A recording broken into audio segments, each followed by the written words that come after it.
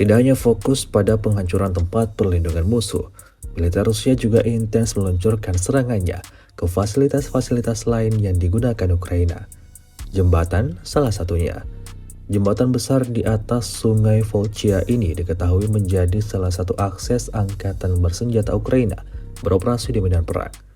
Baru-baru ini militer Rusia mempublikasikan video penghancuran jembatan jalan di atas sungai Volchia.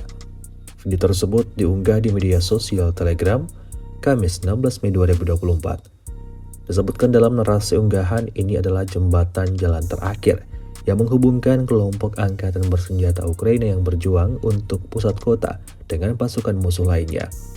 Militer Rusia tidak tanggung-tanggung meluncurkan serangan mematikan yang pada akhirnya membuat jembatan tersebut terbongkar dan hancur, seperti yang terlihat dalam rekaman.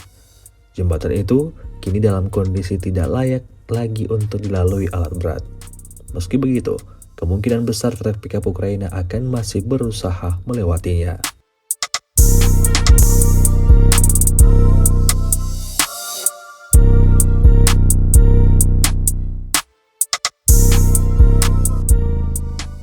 Download Tribun X sekarang, menghadirkan lokal menjadi Indonesia.